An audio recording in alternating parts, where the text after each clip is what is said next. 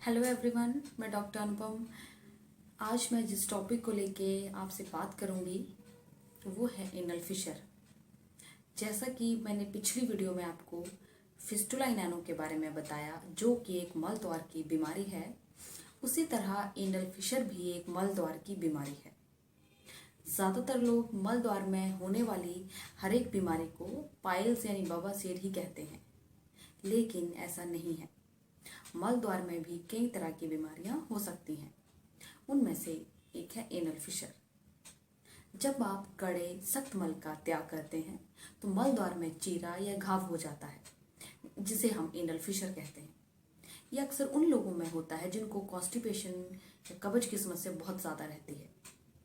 Anal fissure हर तरह के व्यक्ति में, हर उम्र के व्यक्ति में हो सकता है, चाहे वो बच्चा है, बड़ा है, बूढ़ा है, मेल है या फीमेल है। एनल फिशर के क्या क्या कारण होते हैं? अगर आपको क्रॉनिक डायरिया की प्रॉब्लम है, अगर आपको आईबीडी है, क्रोहन डिजीज़ है, अल्सरेटिव कोलाइटिस है, या कब्ज बहुत ज़्यादा रहती है, या प्रेगनेंसी के दौरान भी एनल फिशर होने के चांसेस होते हैं, या मल द्वार में कोई इंजरी हो जाती है तब भी एनल फिशर हो सकता है। एनल फिशर के क्या क्या लक्षण होते हैं? आपको मल त्याग के दौरान दर्द होता है और मल त्याग करने के बाद वह कुछ घंटों तक बना रहता है। कभी कभी मल त्याग के साथ खून भी आ सकता है। मल द्वार में खुजली होती है, जलन होती है। आप एनल फिशर की रोकथाम कैसे कर सकते हैं? संतुलित आहार लें, ज़्यादा से ज़्यादा पानी पिएं, फल हरी सब्जियों का सेवन करें, सलाद का सेवन करें, व्यायाम करें, मैदे से बनी हुई चीज़ें ना खाएं, नॉनवेज ना खाएं, जंक फूड ना खाएं, शराब और कैफीन की चीज़ों का सेवन ना करें, टॉयलेट में ज़्यादा देर तक ना बैठें और टॉयलेट करते हुए ज़ोर ना लगाएं। अगर आप इन बातों का ध्यान रखेंगे तो आपको कब्ज नहीं होगी, और कब्ज नहीं होगी तो एनल फिशर नहीं होगा, क्योंकि एनल फिशर होने का जो मेन कारण है वो कॉन्स्टिपेशन यानी कब्ज ही है। आप एनल फिशर की ट्रीटमेंट कैसे कर सकते हैं? अगर तो फिशर 2 से 3 हफ्ते पुराना है तो आप उसको दवाइयों से, अपने जीवन शैली में कुछ परिवर्तन करके, आहार में कुछ परिवर्तन करके उसको ठीक कर सकते हैं। अगर फिशर 4 हफ्ते से ऊपर का हो गया है, त्वचा के ऊपर एक गांठ बननी शुरू हो गई है, जिसको हम स्किन टैग कहते हैं, तो उस टाइम पे इसको दवाइयों से ठीक करना थोड़ा मुश्किल हो जाता है।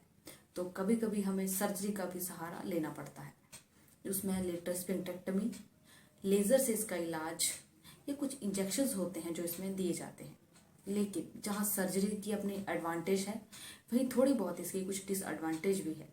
जैसे एनल स्टेनोसिस का खतरा रहता है, स्टिक्चर बनने का खतरा रहता है, या स्टूल इनकॉन्टिनेंस होने के चांसेस रहते हैं, या कभी कभी लेज़र के बाद जलन खत्म नहीं होती है। हर कोई व्यक्ति चाहता है उसकी बीमारी घर पर ही दवाइयों से ठीक हो जाए, उसको हॉस्पिटल में एडमिट ना होना पड़े, उसको ऑपरेशन की ज़रूरत ना पड़े। हम आरोग्यम क्लिनिक में एनल फिशर का ट्रीटमेंट एक नॉन सर्जिकल तरीके से करते हैं, जो कि एक आयुर्वेदिक मेथड ऑफ ट्रीटमेंट है, जिसे क्षारकर्म कहा जाता है। इसमें एनल फिशर या फिशर जो चीरा है उसके ऊपर मेडिसिन अप्लाई की जाती है, जो कि इस चीरे को भरने में, इस जख्म को भरने में मदद करती है। एनल फिशर में क्षारकर्म हर उम्र का व्यक्ति करा सकता है, चाहे उसको कोई सिस्टेमिक डिजीज़ है, हार्ट, लीवर, किडनी, अन्य कोई भी बीमारी है, हर तरह का व्यक्ति इस इलाज को करा सकता है।